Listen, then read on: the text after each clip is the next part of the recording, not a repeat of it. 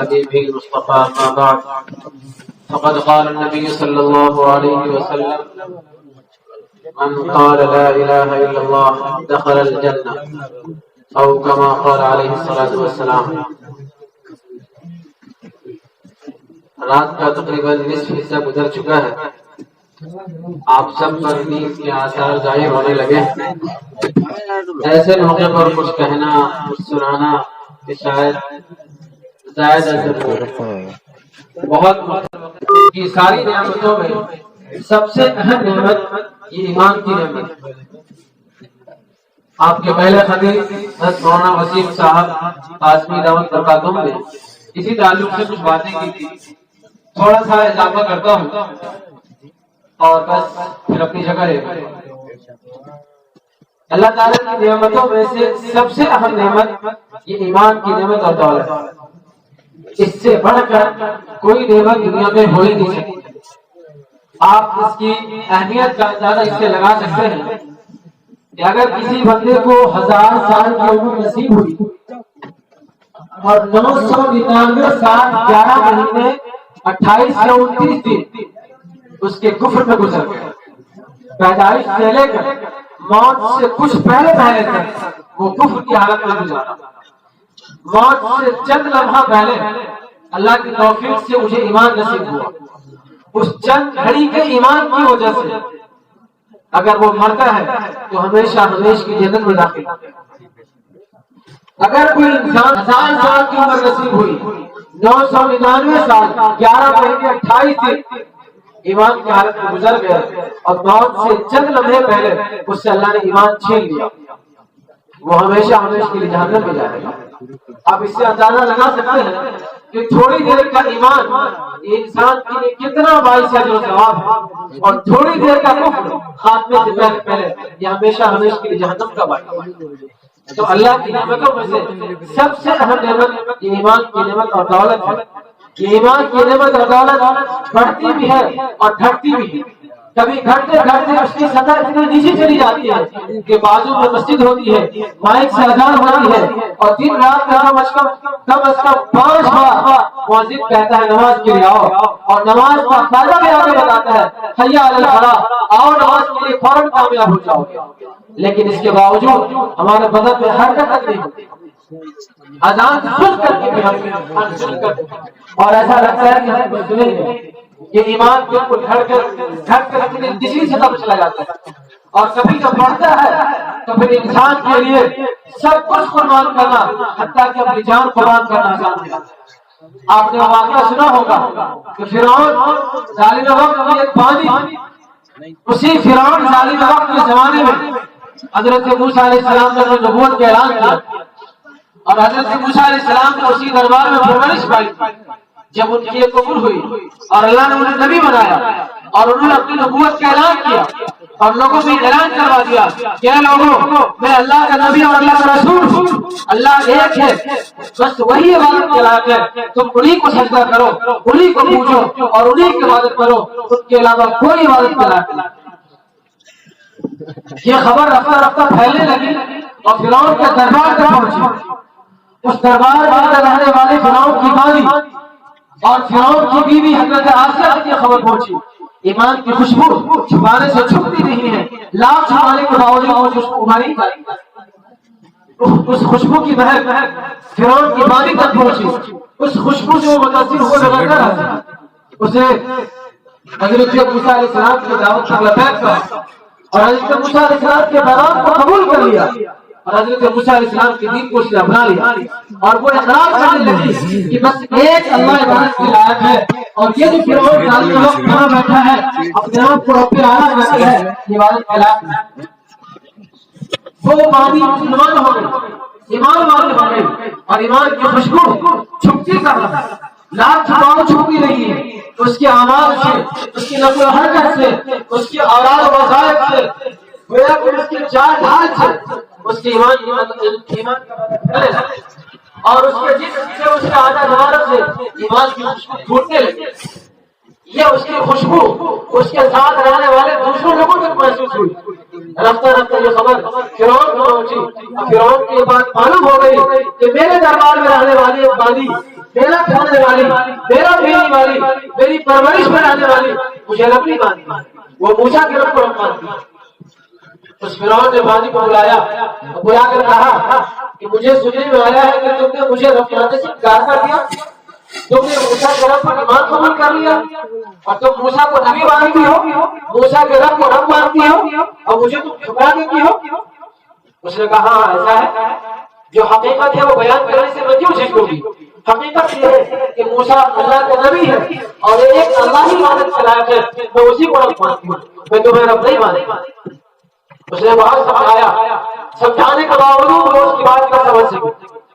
فرعون نے بعد میں ڈرایا اور دھمکایا اور کہا کہ دیکھ اگر تو میری بات نہیں مانے گی، موسیٰ کے دین سے پھرے گی نہیں، موسیٰ کے رب کو رب ماننے سے انکار نہیں کرے گی، میں تمہیں بہت سخت سزا دوں گا۔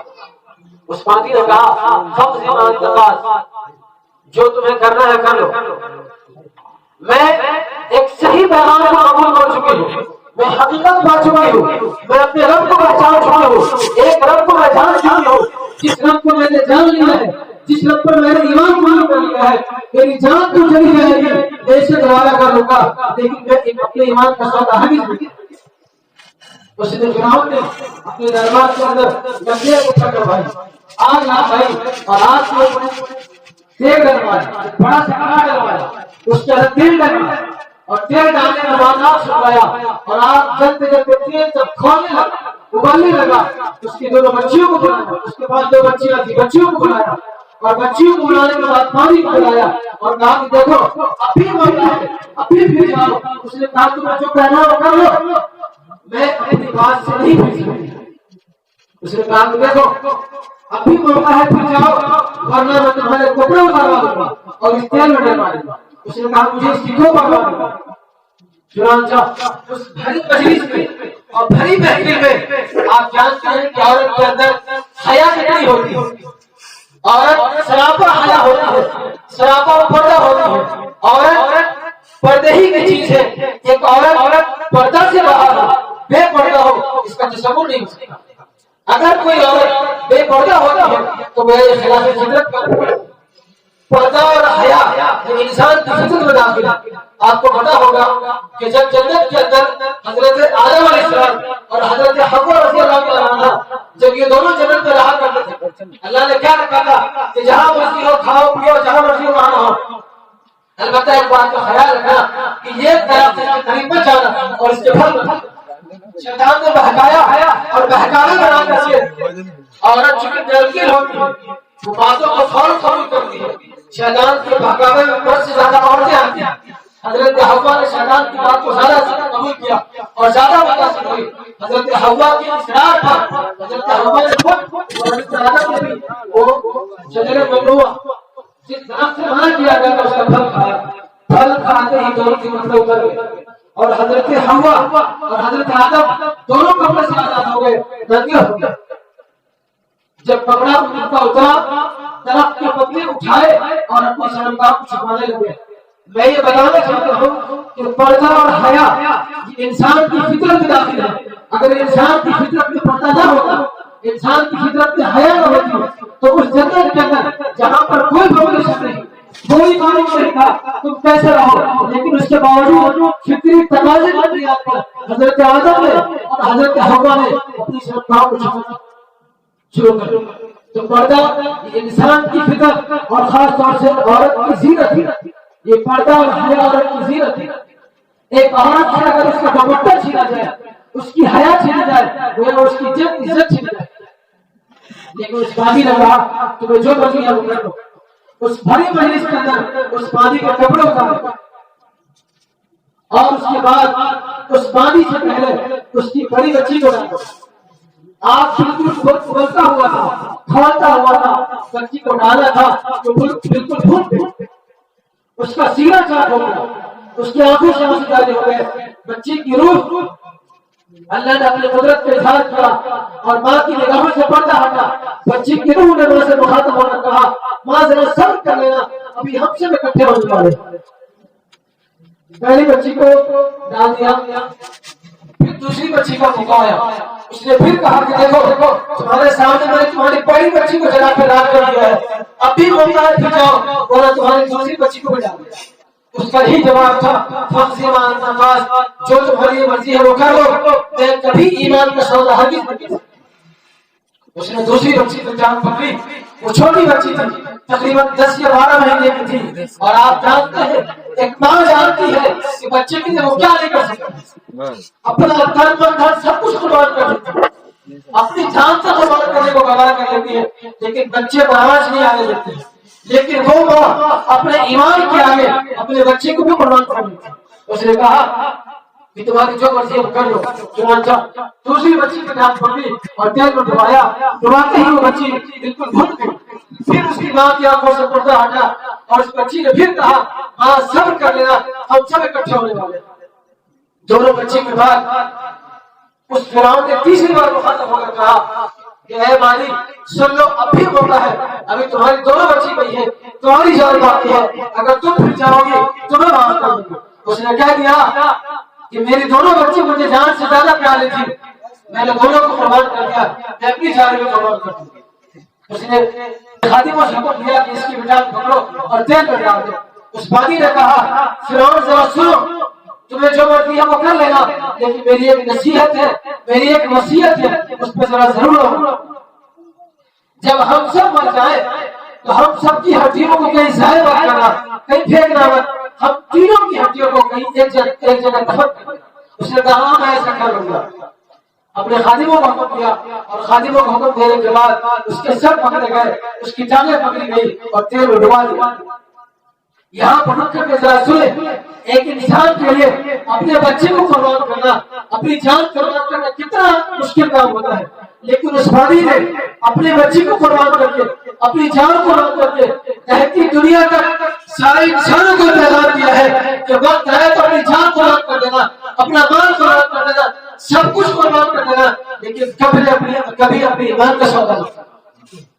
یہ ہم سب کے لیے، ہماری ماں اور بہنوں کے لیے، ہمارے نوجوان کے لیے اور ہم سب کے لیے اس واقعے کے اندر بڑا پیغام ہے۔ تھوڑی تھوڑی باتوں پر آ کر کے اپنے ایمان کا سودا ہرگز نہیں کرنا۔ چنانچہ اس بادی نے اپنے دونوں بچوں کو قربان کیا، اپنی جان قربان کر دی۔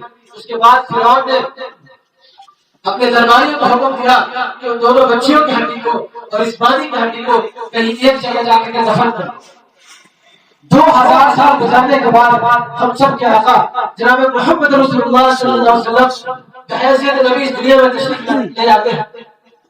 ایک موقع آتا ہے، آپ کو معراج پر بلایا جاتا ہے، جبرائیل بھی آتے ہیں اور آپ کو لے کر کے جاتے ہیں۔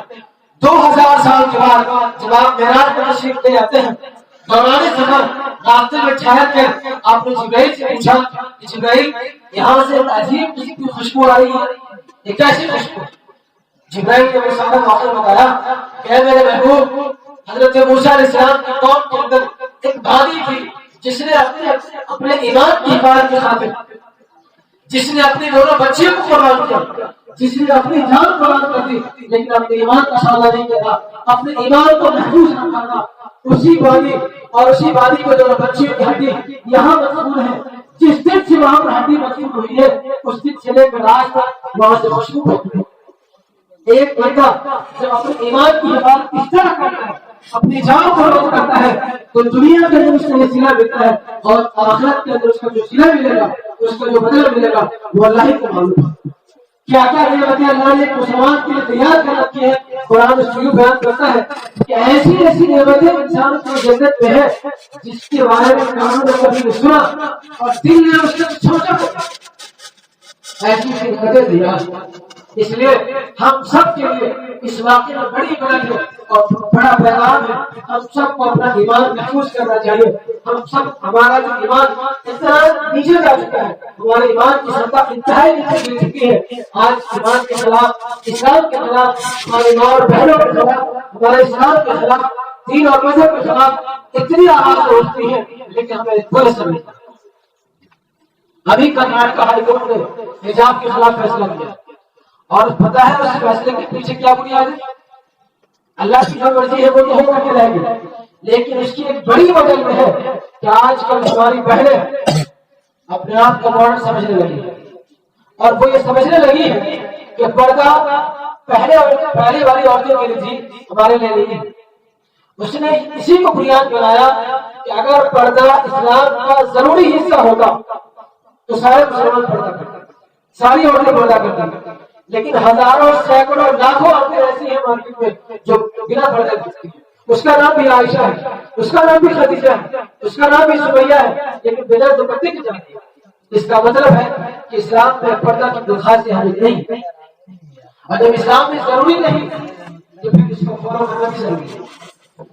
آپ ذرا سوچیں، اسلام میں ساری احکام، اسلام کی جتنے احکام ہیں اور اسلامی سارے احکام ایسی اگر ہونے چلے گئے، نماز فرض ہے، اسلام کا بنیادی ہے، ہم نے کتنے پڑھتے ہیں، کل ہو سکتے اگر کوئی ہائی کورٹ کو لگا دے کہ نماز اسلام کا بنیادی حصہ ہوتی، اگر بنیادی اور ضرور کیا ہوتا ہم لوگ اس کا ذمہ دار کون ہوگا؟ کیا وہ ہائی کورٹ ہے یا حکومت وقت ہے؟ اس کی بنیاد ہم اور آپ، ہماری ماں اور بہنیں۔ ہم نے اسلامی احکام کو چھوڑ دیا، غیروں نے ہمیں دیکھ کر اسلام کے تصور قائم کیا۔ ظاہر ہے مسلمان ہے تو ہماری چار دھام کو لے کر، ہمارے تہذیب و تمدن کو لے کر، ہمارے رہن سہن کو لے کر وہ اسلام کی تصویر دیکھتے ہیں، اور ہم ہی جو وہ اسلام کی تصویر سمجھتے ہیں۔ ہم اگر اسلام کی بھولی تصویر پیش کریں گے تو گویا اسلام کو بدنام کرنے کا، اسلام کے صاف و شفاف دامن پر دار لگانے کی ذمہ دار ہم ہیں۔ اور اگر ہم اسلامی سارے احکام کو بجا لاتے ہیں، اسلام کا ایک اچھا نمونہ پیش کرتے ہیں، اسلام کو ایک حسین صورت میں پیش کرتے ہیں، تو اسلام کے پھیلنے کی بنیاد بے ہم بنے۔ اس لیے ہم سب اہم کریں اور اس پروگرام کے پیغام لے کر کے جائیں کہ ابھی سے ہم تہیا کر لیں کہ ایمان اور اسلام کے جتنے تقاضا ہوتے ہیں، جس مرتبہ ایمان اور اسلام کا جو تقاضا ہوگا، اللہ اس کے رسول کا جو مطلوب ہوگا، اللہ اس کے رسول ہم سے جو چاہے گا، اس وقت ہم لوگ کر سکیں گے، چاہے ہماری جان پر، ہمارے مال پر، جیب پر، ہماری اولاد پر کوئی بھی آ جائے، لیکن اسلام کا جو پیغام ہوگا ہم اس پر ضرور عمل کریں گے۔ ابھی چند گھنٹوں کے بعد فجر کی اذان ہونے والی ہے، ہم سب تہیا کریں کہ فجر ضرور پڑھیں گے انشاءاللہ، اور ابھی سے تہیا کر لیں، کم از کم یہ پختہ ارادہ ضرور کر لیں کہ آج سے زندگی بھر انشاءاللہ نماز پڑھیں گے۔ اگر اتنا بھی نہیں لے کے جائیں گے تو یوں سمجھا جائے گا کہ پروگرام آپ اگر یہ تہیا کر لیں کہ اسلام پر انشاءاللہ مکمل طور پر جہاں تک ہم سے ہو سکے گا ہم اس پر عمل پیرا ہوں گے، عمل کریں گے، نماز پڑھیں گے، حج ادا کریں گے، زکات ادا کریں گے، اور جتنے سارے احکام ہم پر بحث مسلمان ضروری ہے ہم وہ سارے احکام کریں گے۔